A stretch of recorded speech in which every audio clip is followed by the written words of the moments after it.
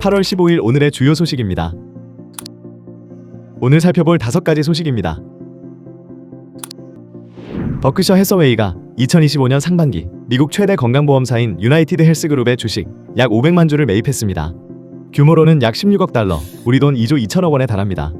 이 소식이 8월 14일 현지에서 공개되자 유나이티드 헬스 주가는 애프터마켓에서 7%에서 많게는 10%까지 급등했습니다.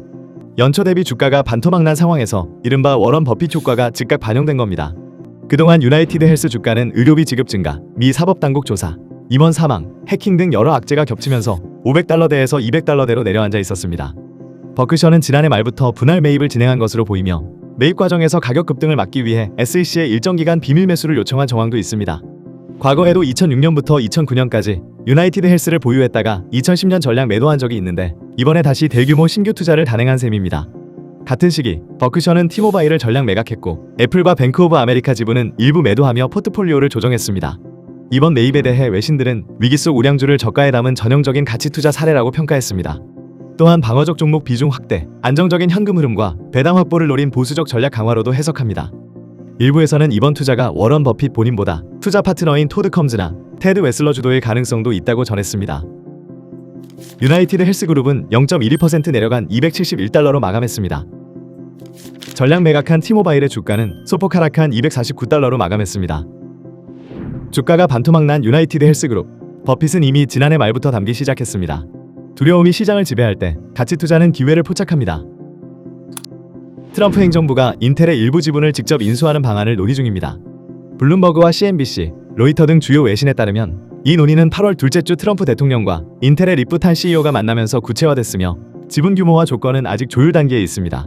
정부가 이런 방식으로 개입하려는 목적은 미국 내 첨단 반도체 산업과 공급망의 안전성을 높이고 최대 1,000억 달러 규모의 오하이오 신규 대형 공장 건설에 자금을 지원하기 위해서입니다. 이 프로젝트는 여러 차례 지연되며 생산 시작이 2030년 이후로 미뤄진 상태였고 정부 투자가 이루어지면 일정 단축과 사업 안정성이 기대됩니다. 소식이 전해진 8월 14일 인텔 주가는 하루 만에 7% 이상 급등했고 시간을 거래에서도 오름세를 이어갔습니다. 시장은 이를 유동성 개선과 국가 지원 프리미엄으로 해석하고 있습니다. 다만 지분율, 투자 규모, 방식은 확정 전이며 실제 성사 가능성은 의회와 여론 반응 등 정치적 변수가 좌우할 전망입니다. 인텔은 공식 입장을 자제하면서도 미국 정부와 긴밀히 협력하겠다는 뜻을 밝혔고 백악관 역시 공식 확정 전까지는 추측일 뿐이라며 신중한 태도를 보였습니다. 인텔은 7% 이상 상승한 23.86달러로 마감했습니다.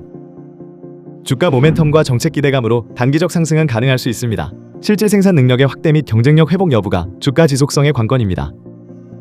미국의 인플레이션 압력이 다시 고개를 들고 있습니다.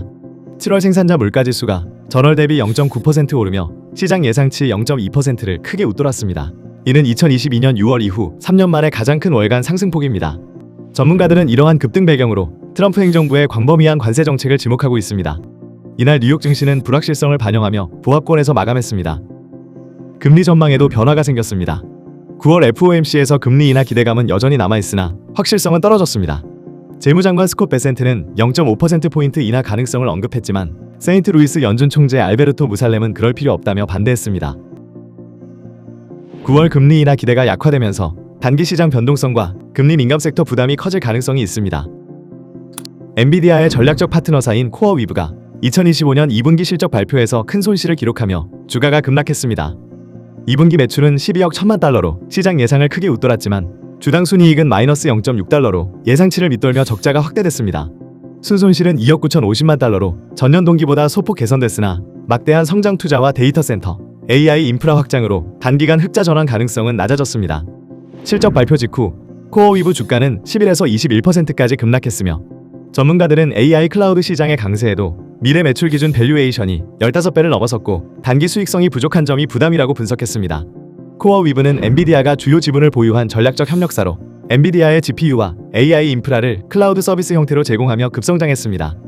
주요 고객으로는 오픈AI, 마이크로소프트, 메타, 금융기관 등이 있으며 회사는 실적 발표 컨퍼런스콜에서 엔비디아와의 파트너십 확대와 신규 데이터 센터 투자 가속 계획을 강조했습니다.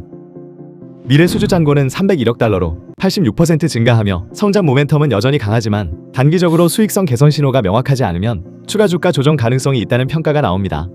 장기적으로는 AI 시장 확대와 엔비디아와의 결속이 경쟁력을 견인할 것으로 기대됩니다. 코어 위브는 15% 급락한 99달러로 마감했습니다.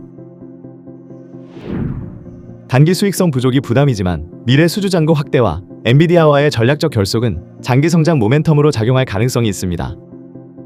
아마존이 당일 배송 서비스 확장으로 주가가 급등했습니다. 아마존이 신선식품 당일 배송 서비스를 미국 1000개 이상 도시로 확대하며 식료품 사업을 강화하고 있습니다. JP모건은 이번 사업 확장이 수요 증가와 시장 점유율 확대, 프라임 가격 결정력 강화로 이어질 것으로 평가했습니다. 이러한 확장과 강력한 소매 네트워크는 월마트 등 경쟁사 대비 전자상거래 우위를 유지하는 데 도움을 줄 전망입니다. 한편 아마존은 AI 분야에 1000억 달러 이상을 투자할 계획이며 아마존 웹서비스 매출과 이익률도 견고한 상태입니다. 월가에서는 아마존 웹서비스가 장기 성장세를 주도할 것으로 기대하며 아마존 주가가 올해 25% 이상 추가 상승할 수 있다는 낙관적 전망도 나오고 있습니다. 아마존은 2.86% 상승한 230달러로 마감했습니다. 단기 주가 상승세가 이어지는 가운데 소매와 클라우드 사업 모두에서 시장 점유율 확대와 수익성 개선 여부가 핵심 관전 포인트입니다. 오늘도 현명한 투자가 되시길 바라며 더 나은 인사이트를 담아 다시 인사드리겠습니다. 감사합니다.